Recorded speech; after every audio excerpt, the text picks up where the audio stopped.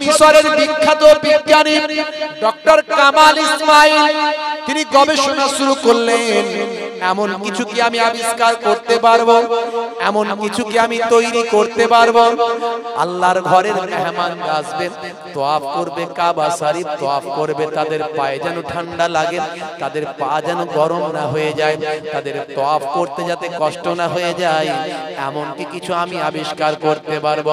দীর্ঘ গবেষণা করার পর হঠাৎ তিনি সন্ধান পেলেন, ভাই আমার গ্রিসের জমিনে, গ্রিসের বুকে একটা ছোট্ট পাহাড় আছে, যে পাহাড়ের পাথরের সন্ধান পাওয়া গেছে, যে পাহাড়ের পাথরের সন্ধান পাওয়া গেছে, সেই পাথর নাকি যতই রৌদ্রের তাপ লাগুক কখনো গরম হয় না।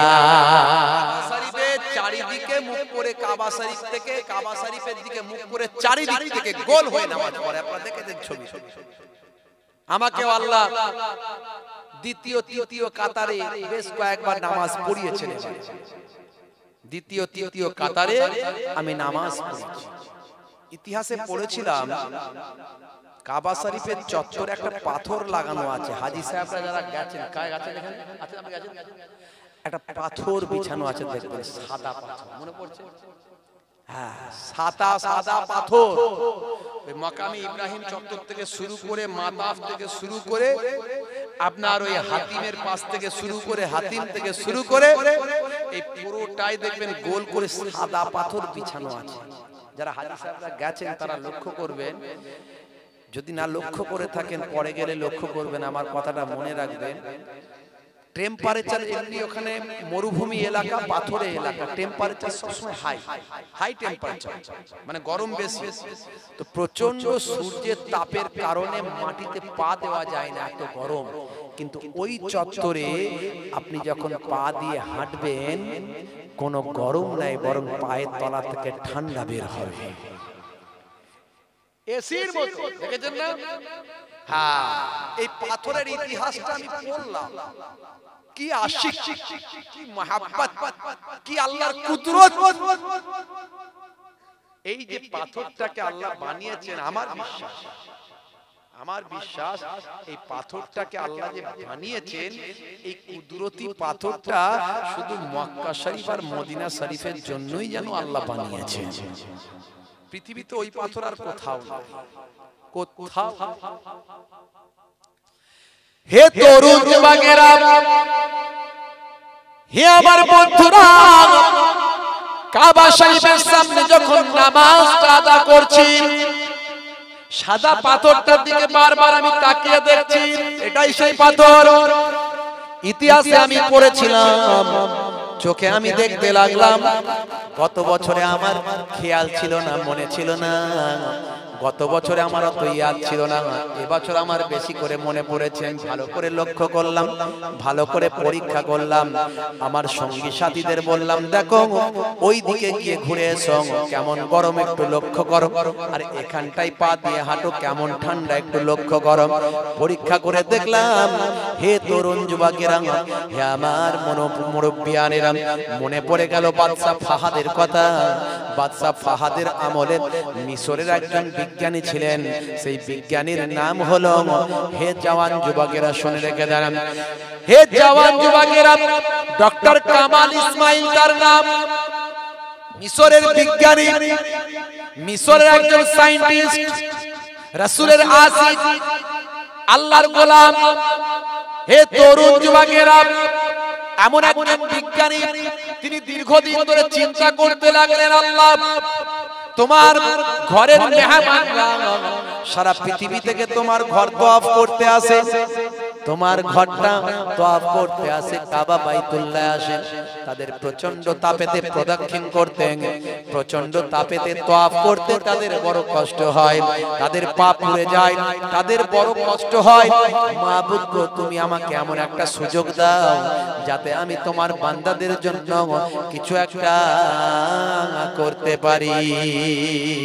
হে তরুণ যুবকেরা, হে আমার বন্ধুরা, হে আমার মুরব্বিয়ানেরা, শুনে রেখে দিন বাবা, বাদশা ফাহাদের আমলে মিশরের বিখ্যাত ভাই আমার সায়েন্টিস্ট, মিশরের বিখ্যাত বিজ্ঞানী ডক্টর কামাল ইসমাইল তিনি গবেষণা শুরু করলেন, এমন কিছু কি আমি আবিষ্কার করতে পারবো, এমন কিছু কি আমি তৈরি করতে পারবো, আল্লাহর ঘরের মেহমান আসবে, তওয়াফ করবে, কাবা শরীফ তওয়াফ করবে, তাদের পায়ে যেন ঠান্ডা লাগে, তাদের পা যেন গরম না হয়ে যায়, তাদের তওয়াফ করতে যাতে কষ্ট না হয়ে যায়, এমন কি কিছু আমি আবিষ্কার করতে পারবো।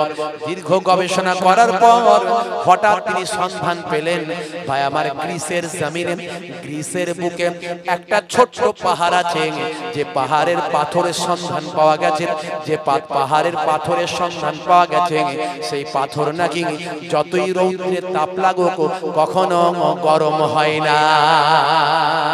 জোরে হবে না? গ্রিস, জায়গাটার নাম হলো গ্রিস। ডক্টর কামাল ইসমাইল বাদশা ফাহাদের সঙ্গে পরামর্শ করে চলে গেলেন গ্রিস। উড়োজাহাজ চাপলেন, প্লেন চাপলেন, গ্রিসে গেলেন। গ্রিসে গিয়ে সেই পাহাড়ে পৌঁছে গেলেন। এমন সময় পাহাড়ের দায়িত্বে যিনি থাকেন তার সঙ্গে কথা বললেন। পাহাড়টা ছিল খুব ছোট্ট, একেবারে ছোট্ট পাহাড়। আল্লাহ যেন কুদরতি সেই পাহাড় তৈরি করেছে। ভাইরা আমার, সেই পাহাড়ে গিয়ে বললেন, আমি এই পাহাড়ের পাথর চাই, আমি এই পাথর চাই। আরব সরকারের পক্ষ থেকে গিয়ে একটা খালি চেক দিয়ে দিলেন, যত টাকা লাগবে নিয়ে নিন, ওই পাথর আমাকে দিন। পাথর সেখান থেকে কেটে নিয়ে এলেন, নিয়ে এসে আল্লাহর বাইতুল্লাহ কাবা ঘরের চারপাশে সাইজ করে করে সুন্দর করে মিস্ত্রি দিয়ে নিজে পরিচালনা করে লাগিয়ে দিলেন। ভাই আমার, সেই বাদশা ফাহাদের আমল থেকে আজও পর্যন্ত যত মানুষ কাবা ঘরে তওয়াফ করে তাদের পায়ে গরম কখনো লাগে না। জোরে হবে না? হে তরুণ যুবকেরা, হে আমার বন্ধুরা, হে আমার মুরব্বিয়ানেরা, শুনে রেখেন দিন বাবা। এরপরে 15টা বছর কেটে গেছে। 15 বছর কাটার পরে একদিন বাদশা ফাহাদ, মিশরের বিখ্যাত ইঞ্জিনিয়ার, মিশরের বিখ্যাত সায়েন্টিস্ট, বিজ্ঞানী, ভাইরা আমার তরুণ যুবকেরা শুনে রেখে দেন, মিশরের বিখ্যাত ইঞ্জিনিয়ার ভাই আমার দোস্ত আমার ডক্টর কামাল ইসমাইলকে ডাকলেন। বাদশা ফাহাদ ডেকে বললেন, ভাই কিছু মনে করবেন না, আপনার কাছে আমার আরেকটা আবেদন আছে, অনুরোধ আছে। আহা, আল্লাহর ঘর বাইতুল্লাহর চারপাশটাই, সুন্দর কাবা শরীফের চারপাশটাই ওই ঠান্ডা পাথর লাগানো হয়েছে। আল্লাহর ঘরের মেহমানদের তওয়াফ করতে বড় আরাম হয়েছে। আগের মতো আর পা পুড়ে যায় না, আগের মতো আর পায়ে গরম লাগে না। এখন ঠান্ডা সুন্দরভাবে আল্লাহর বাইতুল্লাহ শরীফ, আল্লাহর ঘরের মেহমানরা তওয়াফ করতে পারেন। ভাই আপনার কাছে আমার অনুরোধ, যদি আমার রাসূলের মসজিদে নববী চত্বরটা একটু লাগিয়ে দেওয়া যায়। হে তরুণ যুবকেরা, হে আমার বন্ধুরা, হে আমার মুরব্বিয়ানেরা, ডক্টর কামাল ইসমাইল বললেন, 15 বছর হয়ে গেছে। একে তো পাহাড়টা দেখেছিলাম ছোট্ট, আজকে সেই পাহাড়ে আর পাথর আছে কিনা জানি না। 15 বছর কেটে গেছে।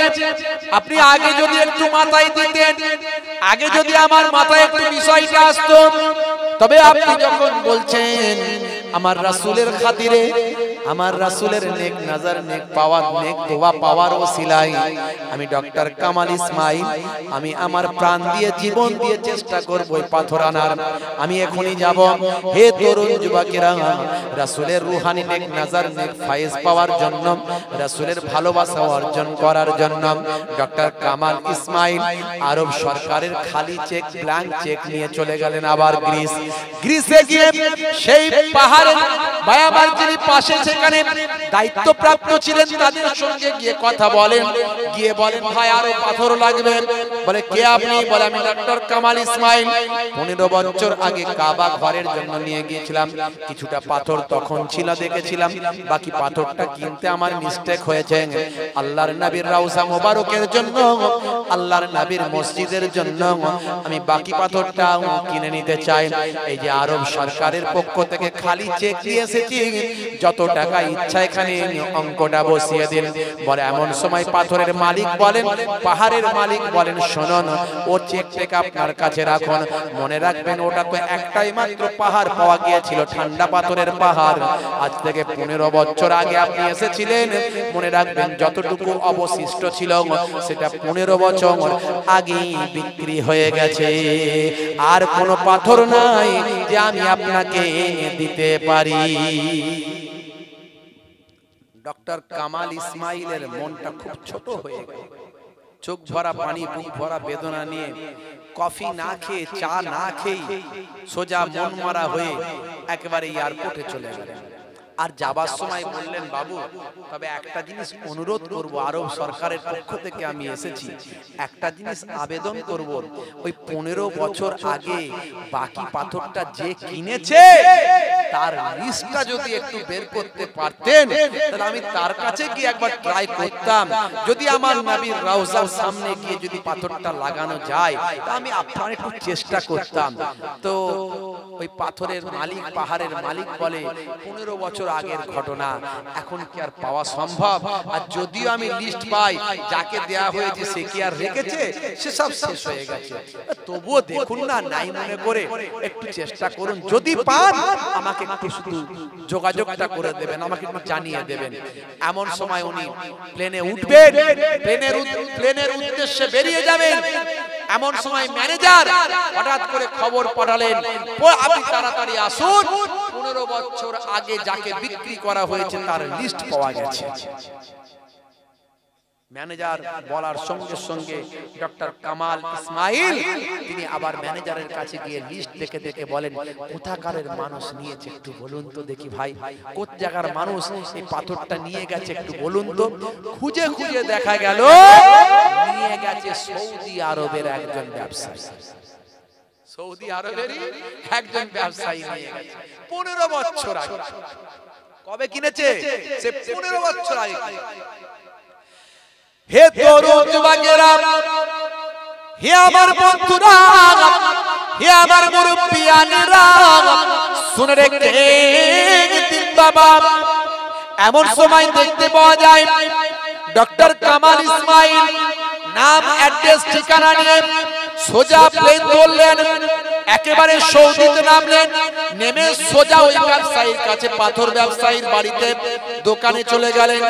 গিয়ে সালাম কালাম মোলাকাত করার পরে বলেন, ভাই বেয়াদবি নেবেন না, বড় আমি ব্যস্তর মধ্যে আছি, এখনই আমি গ্রিস থেকে ফিরে কোথাও যাইনি, সোজা আপনার কাছে এসেছি। 15 বছর আগে আপনি গ্রিস থেকে সাদা পাথর কিনেছিলেন, ওই সাদা পাথরটা কি করেছেন আমাকে একটু খুলে বলুন।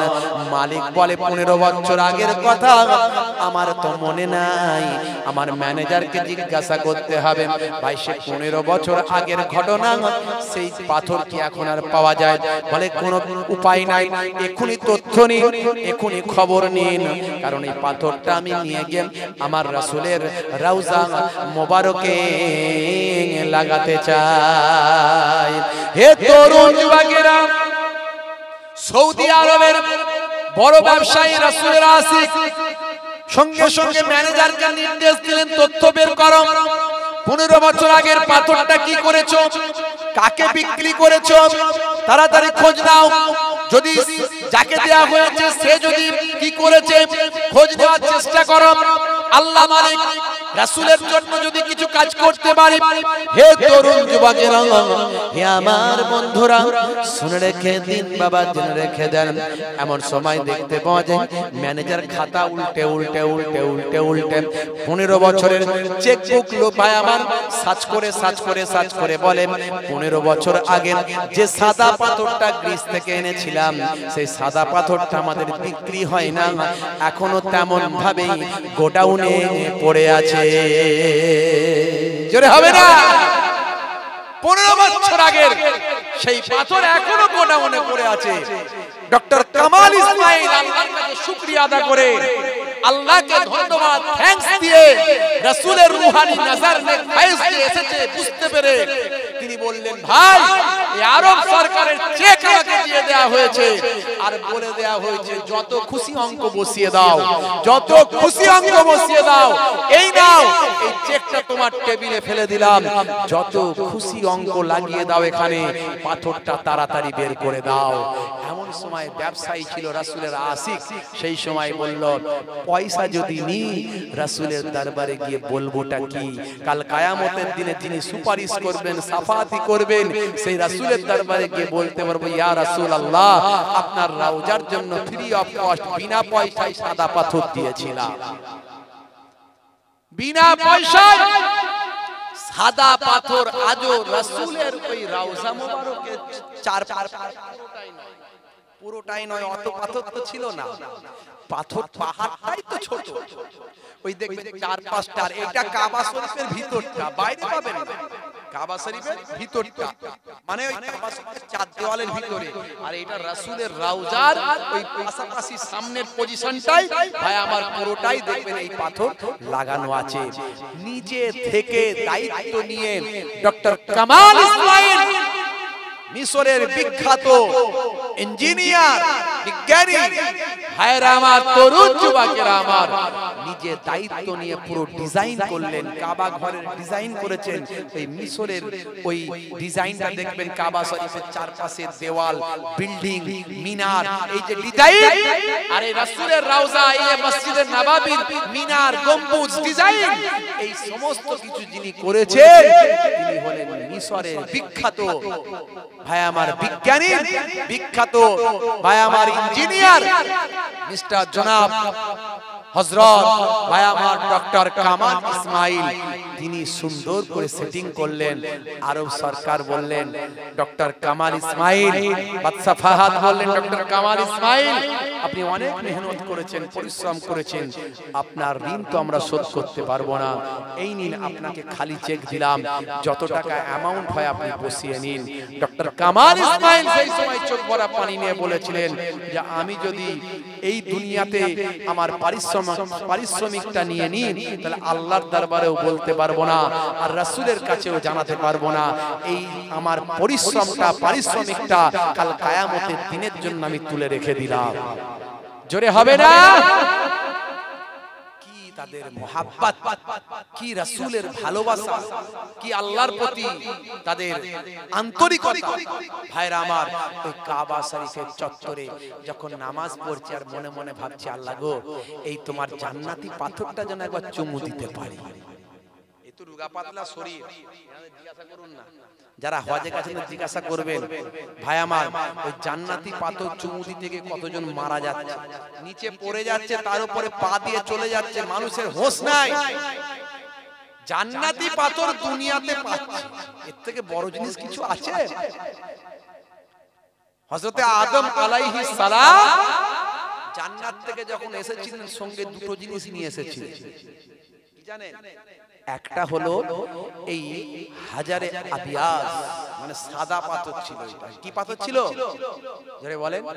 সাদা পাথর ছিল। মানুষ চুমু খেতে খেতে গোনা টেনে টেনে টেনে টেনে এটা আবিয়াস থেকে আসওয়াদ হয়ে গেছে, অর্থাৎ কালো হয়ে গেছে, হোয়াইট থেকে ব্ল্যাক। সঙ্গে আরেকটা জিনিস নিয়ে এসেছিলেন হযরতে আদম আলাইহিস সালাম, সেটা হলো তাবুতে সাকিনা, যার কথা আল্লাহ কোরআন মাজিদে বলেছেন। আদম নবীর কিছু প্রয়োজনীয় জিনিসপত্র তাতে রাখতেন। এটা হলো একটা সিন্দুক, যে সিন্দুকটা বর্তমানে ধারণা করা হয় ফিলিস্তিনের জমিনে আছে। এই যে ইসরায়েল আর ফিলিস্তিন লড়াই চলছে, ইসরায়েল দীর্ঘদিন ধরে ফিলিস্তিনটাকে দখল করছে। এর ইতিহাস আমি 1000 বছরের ইতিহাস স্টাডি করেছি, করে আমি বলেছি। হরিণখোলা দরবার শরীফ ইউটিউব চ্যানেল, আমাদের যেটা অফিসিয়াল চ্যানেল আছে, সেখানে দেখবেন দেওয়া আছে 1000 বছর ইতিহাস। এই ইহুদিরা এলো কোথা থেকে, এই হামাস কেন তৈরি হলো? ভাইরা আমার, এই তাবুতে সাকিনা আদম নবী থেকে শীষ নবী, সেখান থেকে ভাই আমার ইব্রাহিম নবী, সেখান থেকে ইসহাক নবী, সেখান থেকে ইয়াকুব নবী, সেখান থেকে ভাই আমার চলে গেছে একেবারে ইউসুফ নবী, সেখান থেকে একের পর এক মুসা নবী, ঈসা নবী, হারুন আলাইহিস সালাম, এই সমস্ত নবীদের কাছে ঘুরে এসেছে এই তাবুতে সাকিনা, একটা স্পেশাল জান্নাতি সিন্ধুক। এই জান্নাতি সিন্ধুকটা আল্লাহ এত বরকত দিয়েছেন, যাদের কাছে থাকে তাদের উপর আল্লাহ গায়েবী মাদাদ সাহায্য করে থাকেন। বর্তমানে ধারণা করা হয় এই তাবুতে সাকিনা ফিলিস্তিনের জমিনে আছে। তাই দীর্ঘদিন ধরে ইসরাইল ভাই আমার একটা অবৈধ রাষ্ট্র, 1948 সালের আগে এদের কোনো অস্তিত্বই ছিল না, এদের কোনো অস্তিত্বই ছিল না। এই ইসরাইল তাবুতে সাকিনা খুঁজে পাওয়ার জন্য বিভিন্ন রকম পায়তারা করে তারা একের পর এক লড়াই করে করে নিরীহ ফিলিস্তিনিদেরকে হত্যা করে শহীদ করে করে ফিলিস্তিনটাকে দখল করে নিতে চায়। তারা সুযোগ খুঁজছে কিভাবে তাবুতে সাকিনাকে পেয়ে যাব, তাবুতে সাকিনা পাবো, আমাদের পাওয়ার বেড়ে যাবে। 5খানা গরু নিয়ে এসেছে আমেরিকা থেকে, লাল গরু। এই লাল গরুগুলো নিয়ে এসেছে, তাদের মধ্যে যদি মিলে যায়, ভবিষ্যৎবাণী করা আছে ভাই আমার মাসিহুদ দাজ্জাল আসার আগে একটা লাল গরু হবে নিখুঁত, যে গরুটাতে কোনো আদার্স কোনো রং থাকবে না, কালার থাকবে না, যে গরুটার আলাদা বিশেষত্ব থাকবে, এই গরুটাকে জবা করবে বাইতুল মুকাদ্দাসে। আর ডোম অফ রক ভাই আমার তুব্বাতুস সাখরা যেটা বলা হয়, যে মিডল পয়েন্ট থেকে বাইতুল মুকাদ্দাসে 1 লক্ষ বা 2,24,000 পয়গম্বরদের ইমাম হয়ে আমাদের নবী নামাজ পড়িয়ে যে পয়েন্ট থেকে বোরাকে করে সেই গোল্ডেন কালারের যে গম্বুজটা আপনারা দেখেছেন, ওটা কিন্তু মসজিদ নয়, মসজিদের সামনে, ওটা হলো তুব্বাতুস সাখরা, অর্থাৎ ভাই আমার ডোম অফ রক, মিডল পয়েন্ট, যে পয়েন্ট থেকে আকাশে গমন করেছিলেন খ্রিস্টানরা বলে, ইহুদিরা বলে, ওটা হলো পৃথিবীর মিডল পয়েন্ট, তারা বলে তাদের কাছে, তাদের দৃষ্টিতে। আর আমরা বলি ওই পয়েন্ট থেকে একেবারে সোজা আমার আল্লাহর সঙ্গে মোলাকাতের জন্য বোরাক ঊর্ধ্বগমন করেছিল। জোরে বলুন সুবহানাল্লাহ। এই যে ভাই আমার তুব্বাতুস সাখরা, এই যে আপনার ভাই আমার ওই গোল্ডেন গম্বুজ, এখানটাকে ভেঙে দিয়ে, এই জায়গাটাকে ভেঙে দিয়ে তারা থার্ড টেম্পল করতে চায়, থার্ড টেম্পল করতে চায়। আরে লাল গরু কুরবানি দিতে চায়, তাই আমেরিকা থেকে 5খানা লাল গরু নিয়ে এসেছে। কেন হামাস অ্যাটাক করলো জানেন? শুধু একটা দুটো কারণ নাই, কারণ অনেক। হামাস জেনে শুনেই গেছে, বুঝতে পারছেন? অনেকে হামাসকে বলে যে এরা হলো নাকি জঙ্গি সংগঠন। না, রাজনৈতিক সংগঠন হামাস। গাজা শাসন করতো হামাস, এবং হামাস হলো স্বাধীনতাকামী সংগঠন। এর 1000 বছরের ইতিহাস পড়ে তারপরে দীর্ঘদিন ধরে 75 বছর ধরে ফাতা আর পিএলও লড়াইয়ের পরে যখন শক্তিশালী একটা সশস্ত্র সংগঠনের দরকার হলো, তখনই হামাসের জন্ম হয়েছে 1994 সালের পরে। বুঝতে পারছেন? অনেক ইতিহাস, আমি সেদিকে যাব না। বন্ধুরা আমার, তরুণ যুবকেরা আমার, মুরব্বিয়ানেরা আমার, জালেম ইসরাইল এত বড় নিষ্ঠুর, সারা পৃথিবীর মানুষ ছিছি করছে, নিন্দা করছে, ঘৃণা জানাচ্ছে, অথচ এরা কোন ক্রমে ফিলিস্তিনটাকে ধ্বংস করতে চায়, মানব মুক্ত করতে চায়, জনশূন্য করতে চায়, ফিলিস্তিনের নিরীহ জনগণকে হত্যা করতে চায়। হসপিটালে বোমা ফেলছে ভাই আমার, দেখেছেন অ্যাম্বুলেন্সে বোমা ফেলছে ভাই আমার, যেখানে ওই আপনার শরণার্থী শিবির সেখানে বোমা ফেলছে। এর কারণ কি?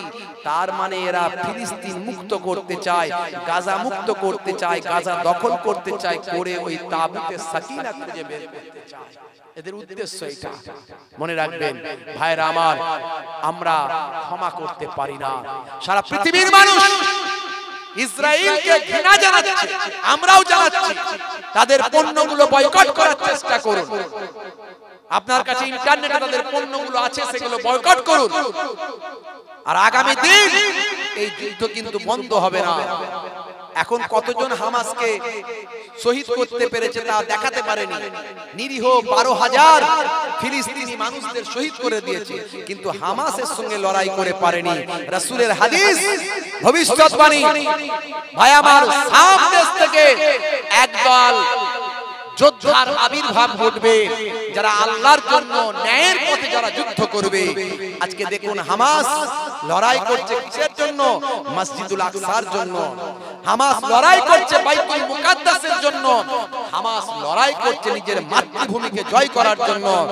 আজকে তাদের সঙ্গে রাসূলের হাদিস থেকে প্রমাণ পাওয়া যায়, সেই সমস্ত যোদ্ধাদের সঙ্গে আল্লাহর কুদরতি সাহায্য থাকবে। আজ দেখুন হামাসকে এখনো কিছু করতে পারেনি, হামাসকে মারতে পারেনি, নিজেরা মারা যাচ্ছে।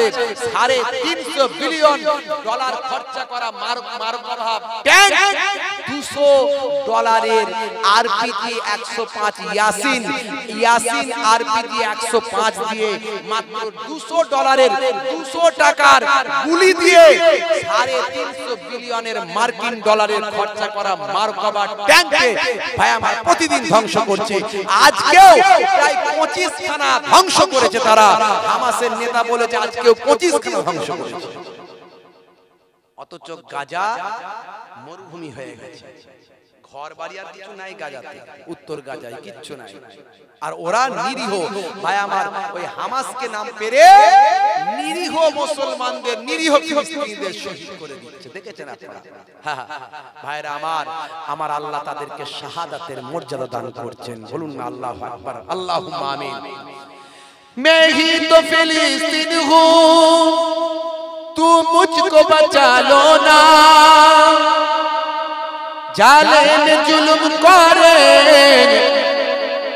रखते ते बोए बन्ना। मैं ही तो फिलिस्तीन हूँ, तुम मुझको बचा लो ना, जालिम जुल्म करे रखते थे बोए बन्ना। मस्जिदे अक्सा तो सुदू तो আমরনা, কিবলা তো মুসলমানের, তবে একলা কেন আমরা? কথা ঠিক না ভুল বলে? মসজিদে আকসা কি শুধু ফিলিস্তিনের না, সারা বিশ্বের 200 কোটি মুসলমানের? তার লড়াই করছে কারা? শুধু ফিলিস্তিনের মুসলমানেরা। 200 কোটি মুসলমান শুধু বলছে ওহ ওরে বাবা রে, এটা করা দরকার নাই, কেন করছে? এই যুদ্ধ বন্ধ করো। তোদের হাতে এত ক্ষমতা, তোদের হাতে সরকারি পাওয়ার, তোরা ফিলিস্তিনকে, এই ইসরায়েলকে তোরা তেল দেয়া বন্ধ কর, তোরা ইসরায়েলের পণ্য বয়কট করে দে, ইসরায়েলকে হাতে না মারতে পারিস ভাতে মেরে দে। তাও করছে না মুসলিম দেশগুলো, খালি শুধু দূর থেকে বলছে এটা ঠিক হচ্ছে, এটা ভুল হচ্ছে, এটা করছো কেন? হাই রে হাই, হতভাগা। অথচ দুঃখজনক, আমার ভাইকে মেরে শেষ করে দিচ্ছে, আমরা কিছু করতে পারছি না। এটা কিয়ামতের আলামত। এটা কি? কিয়ামতের আলামত। রাসূল বলেছেন এইভাবে শেষ হবে, তারপরে ইমাম মাহদি আসবে। বন্ধুরা, মসজিদে আকসা তো শুধু তো আমার না, কিবলা তো মুসলমানের, তবে একলা কেন আমরা? জালিম ইসরাইল বোমা ঘরে ফেলে, ফুলের মতো শিশু পিতার কোলে মরে। জালিম ইসরাইল বোমা ঘরে ফেলে, ফুলের মতো শিশু পিতার কোলে মরে। মোদের মা বেটিকে 75 বছর ধরে ইজ্জত তাদের লুটে, জালিম যখন চাইবে উঠনা भी तुम्हें होगा, जगना भी तुम्हें होगा, रुकना भी तुम्हें होगा, लड़ना भी तुम्हें होगा। আমার লড়াই আমাকে করতে হবে। বলছে চীন মনে হয় আমাদের হয়ে লড়বে রে। এই দেখ চীন বলছে, দেখেছিস চীন দেখা গেল আমেরিকার সঙ্গে মিটিং করতে চলে গেল, গিয়ে যদিও সাকসেস হয়নি, ও আমাদের হয়ে লড়বে এটা বলা ভুল। বলছে রাশিয়া মনে হয় আমাদের হয়ে লড়বে। রাশিয়া কোনো কথাই আর বলছে না, চুপ করে বসে আছে, নিজের ক্যালি দেখাচ্ছে, নিজের ক্ষমতা দেখাচ্ছে। মনে রাখবেন, মুনাফিক কখনো ইমানদারের বন্ধু হতে পারে না, এটা মাথায় রাখবেন। তাই আমি এখানে লিখেছি, উঠনা भी तुम्हें होगा, जगना भी तुम्हें होगा, रुकना भी तुम्हें होगा, लड़ना भी तुम्हें होगा। 1948 সালটার আগেতে ইসরায়েল নামী কোন দেশ ছিল না মানচিত্রে। 1948 সালটার আগেতে ইসরায়েল নামী কোন দেশ ছিল না মানচিত্রে। জার্মানি নাৎসিদের কাছে ইহুদিরা মার খেয়ে আসে সরল ফিলিস্তিনে। জার্মানি নাৎসিদের কাছে ইহুদিরা মার খেয়ে আসে সরল ফিলিস্তিনে। मस्जिदे अक्सा को कब्जा भी वही ने क्या, फिलिस्तीनी को कब्जा भी वही ने क्या। मस्जिदे अक्सा को कब्जा भी वही ने क्या, फिलिस्तीनी को कब्जा भी वही ने क्या। मैं भी तो फिलिस्तीन हूँ, तुम मुझको बचा लो ना, जालिम जुल्म करें रखते थे बये बन्ना। उठना भी तुम्हें होगा, जगना भी तुम्हें होगा, रुकना भी तुम्हें होगा, लड़ना भी तुम्हें होगा। बोलूं ना इंशाअल्लाह, बोलूं इंशाअल्लाह। অন্যায়ের বিরুদ্ধে আমরা সারা জীবন থাকবো, বলুন আল্লাহুম্মা আমিন, বলুন ইনশাআল্লাহ। বন্ধুরা আমার, তরুণ যুবকেরা আমার, মুরব্বিয়ানেরা আমার, আজকে সারা পৃথিবীর দিকে তাকিয়ে দেখুন, মুসলমান আমরা লাঞ্ছিত, বঞ্চিত, অপমানিত। কেন? তার একটাই কারণ, আমরা আল্লাহ এবং রাসূলের পথ ছেড়ে দিয়েছি। হে তরুণ যুবকেরা, হে আমার বন্ধুরা, হে আমার মুরব্বিয়ানেরা, শুনে রেখে দিন বাবা, জেনে রেখে দেন। মুসলমান আমি ভাই আমার, দোস্ত আমার, কাবা শরীফে নামাজ পড়লাম, বাইতুল মুকাদ্দাস ভাই আমার, দোস্ত আমার, বাইতুল হারাম কাবা ঘরে নামাজ পড়ে মনে মনে আশা করলাম একটু যদি হাজার আসওয়াদে চুমু দিতে পারতাম।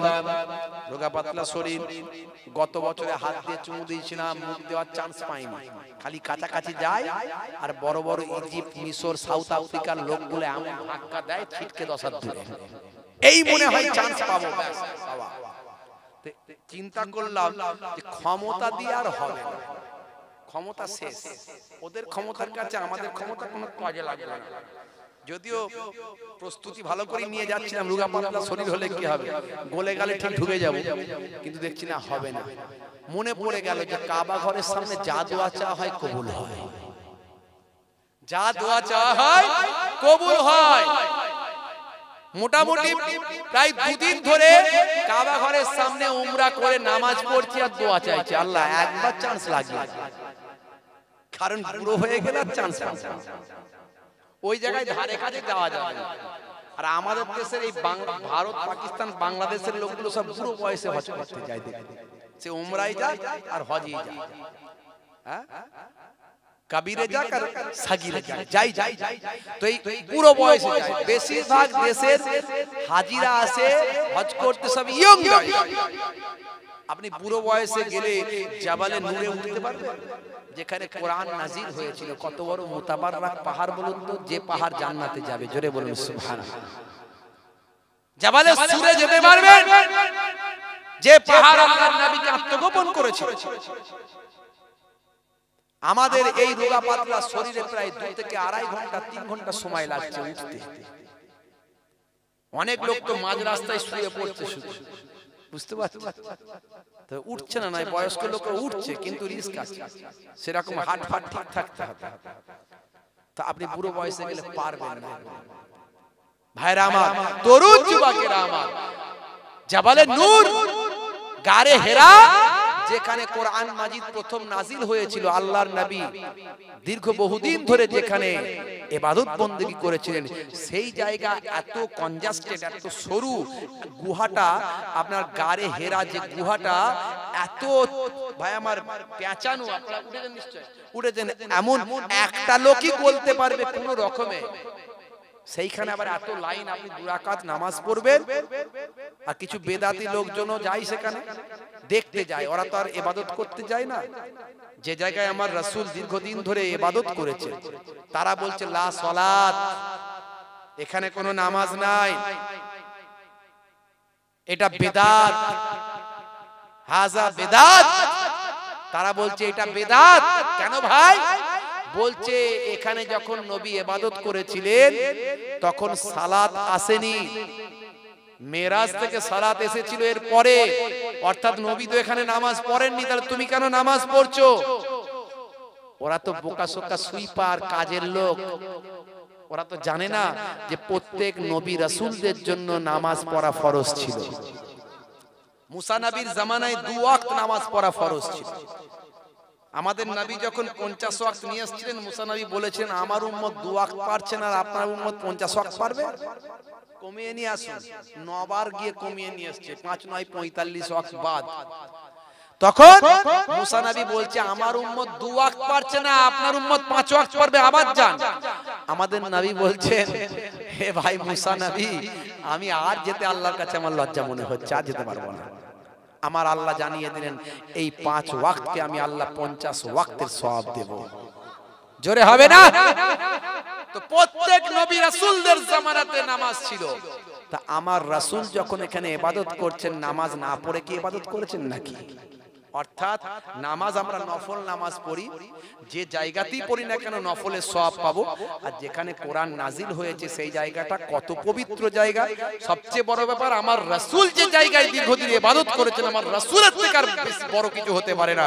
সেই রাসূল যে জায়গায় ইবাদত করেছেন সেখানে 2 রাকাত নামাজ পড়া, 2 বার সিজদা দেওয়া অনেক তাকদীরের ব্যাপার, আর ওরা দিতে দেয় না। অনেক বোকাশোকা লোক ওদের কথা শুনে খালি লেকচার বেরিয়ে যাচ্ছে। এত কষ্ট করে উপরে উঠেছিস, 2 রাকাত নামাজ পড়ে আর কোনো কথা বলিনি, হ্যাঁ ভাই ঠিক আছে বলে 2 রাকাত কোন রকম নামাজ না পড়ে ও পেছন থেকে টানা হিজরা করলে কি হবে, ওঠো ভাই ওঠো বলে কে কার কথা শুনে 2 রাকাত নামাজ পড়ে সালাম ফিরে চোখ দিয়ে পানি ঝরে যায়। আহারে এই জায়গায়, এই পাথরে, এইখানে আমার রাসূল দীর্ঘদিন ইবাদত করেছেন। আল্লাহর কোরআন, ফেরেশতা জিবরাইল এই জায়গাতেই এসেছে।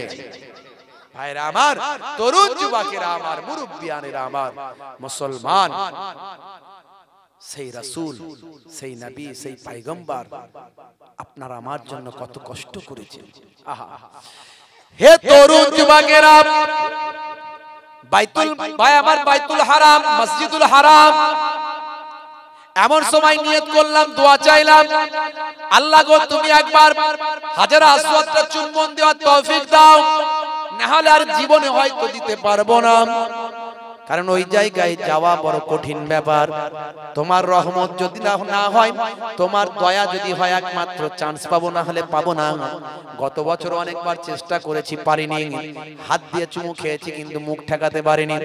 এবারও প্রথম 2-1 দিন চেষ্টা করলাম, হাত দিতে পেরেছি কিন্তু মুখ দিতে পারিনি। আল্লাহ গো আমি বিশ্বাস করে নিয়েছি, আর কাবা ঘরের সামনে যে দোয়া চাওয়া হয় তুমি দোয়া কবুল করো। এতদিন তো এই দোয়াটা চাওয়া হয়নি, অন্য অনেক দোয়া চেয়েছি কিন্তু এটা তো চাওয়া হয়নি। আজকে এই দোয়াটা চাইছি, তুমি কবুল করে নাও। আল্লাহর কাছে দোয়া চেয়েছি, পরের দিন প্রস্তুতি নিয়ে গেছি। আজকে আল্লাহ যদি করেন কাবা ঘরের দেওয়ালে লাগানো জান্নাতি পাথর হাজার আসওয়াদটা একবার চুম্বন দেব, এই নিয়ত করে উমরা করে ভাই আমার দোস্ত আমার তওয়াফ করার পরে হাজার আসওয়াদ বাবা চুম্বন করার আগে ভাইরা আমার দোস্ত আমার শুনে রেখে দেন, হে মুসলমান, সাফা মারওয়া সাই করার পরে ভাই আমার দোস্ত আমার আপনার জামজামের পানি পান করার পরে এমন সময় প্রস্তুতি নিয়ে যখন গেলাম, আমার আল্লাহ সুবহানাল্লাহ। হে তরুণ যুবকেরা, কি বলবো, আপনার দোয়া কবুল হবে। আমার জন্য যে স্পেশাল সেটা বলছি না, আমার আল্লাহ এমন মাদাত করলেন, কে যেন পেছন দিক থেকে ঠেলে নিয়ে গিয়ে গার্ড দিয়ে আরামের সঙ্গে চুম্বন করে ঘুরিয়ে নিয়ে আসলে,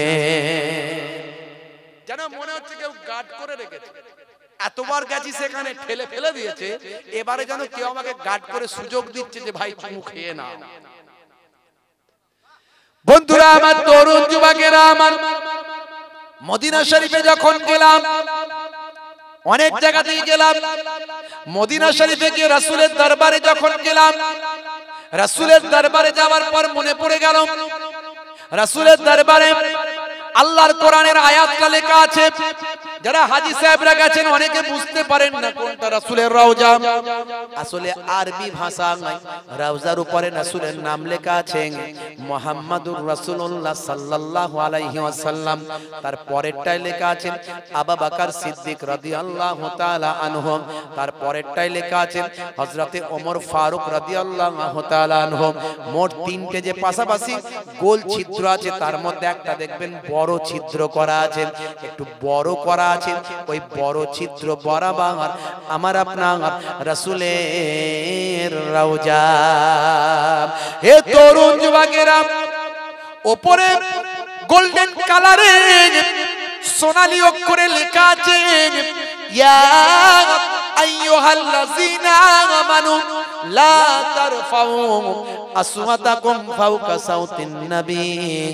সাবধান হে বিশ্বাসী বান্দারা, ঈমানদারেরা, তোমাদের ভলিউম, তোমাদের আওয়াজ, তোমাদের কথা যেন, আওয়াজটা যেন আমার রাসূলের উপরে না উঠে যায়। অর্থাৎ রাসূলের সামনে আস্তে আস্তে কথা বলো, রাসূলের সামনে জোরে জোরে কথা বলবে না। আমার মনে পড়ে গেল, আহারে সেই নবী তো মৃত নয়, মুর্দা নয়। আমার নবী বলেছেন ওয়াফাতি খায়রুল লাকুম তুরাজু আলাইয়া আমালুকুম ওয়া মা রাআইতু মিন খায়রিন ফাহামিদুল্লাহ আলাই ওয়া মা রাআইতু মিন শাররিন ফাস্তাগফারতুল্লাহ লাকুম। হে দুনিয়ার মানুষ, শুনে রেখে দাও, আমি জীবিত থাকাটাও তোমাদের জন্য ভালো, আর আমি পরলোক গমন করার পরে, ইন্তেকালের পরে ওয়াফাতটাও তোমাদের জন্য ভালো। কারণ আমার ওয়াফাতের পরে আমি নষ্ট হয়ে যাব না, পচে যাব না, গলে যাব না। নবীরা কখনো পচে যায় না, রাসূলরা কখনো পচে যায় না। ইন্নামা হারামা আলা ফায়রামা। তরুণ যুবকেরা, ইন বিসমিল্লাহির রহমানির রহিম। হে তরুণ যুবকেরা, হাদিস পাকের মধ্যে দেখতে পাওয়া যায় আমার রাসূলুল্লাহ জানিয়ে দিয়েছেন, ভাই আমার, দোস্ত আমার, নিশ্চয় আমার আল্লাহ মাটির জন্য আলাল আরদে, মাটির উপর, হারামা আলাল আরদ আন তাকুল আজসাদাল আম্বিয়া, নিশ্চয় আমার আল্লাহ মাটির জন্য খাওয়া হারাম করেছেন নবীদের জিসম মোবারক।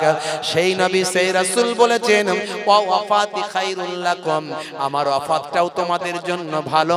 আমি তো আমার ওয়াফাতের পরে আমি মদিনার রওজা মোবারক থেকে তোমাদের নেকি আর গুনাহ খানাকে আমাকে দেখানো হবে। আমি রাসূলুল্লাহ তোমাদের নেক আমল আর গুনার আমল, বদ আমলটা দেখতে পাবো। ওয়াফাতি খায়রুল লাকুম তুরাজু আলাইয়া আমালুকুম, তোমাদের আমলগুলো আমার কাছে পাঠানো হবে। আমার আইতু মিন খায়রিন, যখন আমি দেখব ভালো, ফাহামিদুল্লাহ আলাই, আমি আল্লাহর দরবারে তোমাদের জন্য হাম করব, প্রশংসা করব। আমার আইতু মিন শাররিন, যখন দেখব তোমরা পাপ কাজ করেছো, গুনার কাজ করেছো, ফাস্তাগফারতুল্লাহ লাকুম, তোমাদের জন্য আমি রাসূল ইস্তিগফার করতে থাকব। মনে পড়ে গেল, আমার রাসূল তো জিন্দা নবী শুয়ে আছে। আমার রাসূল বলেছেন যে মান যারা কবরি ওয়াজাবাত লাহু সাফাতি, যে আমার কবরটা জিয়ারত করলো তার সাফাত করা আমার জন্য ওয়াজিব হয়ে গেল। মান হাজ্জাল বাইতি, মান হাজ্জাল বাইতা, ভাই আমার, যে হজ করলো ওয়ালাম ইয়াজিরনি, জিয়ারত করলো না, ফাকাদ জাফানি, সে আমাকে দুঃখ দিল, কষ্ট দিল। আমার রাসূল বলেছেন, ভাইরা আমার, তরুণ যুবকেরা আমার, মুরব্বিয়ানেরা আমার, সেই নবী উম্মতকে কত ভালোবেসেছেন, কত মহাব্বত করেছেন। রাসূল আমার যখন মক্কার মানুষেরা হেদায়েত হলো না, মক্কার মানুষেরা আল্লাহর নবীকে কষ্ট দিতে লাগলো, সাহাবাদের প্রহার করতে লাগলো, অত্যাচার করতে লাগলো, রাসূল আমার তায়েফের জমিনে চলে গেলেন।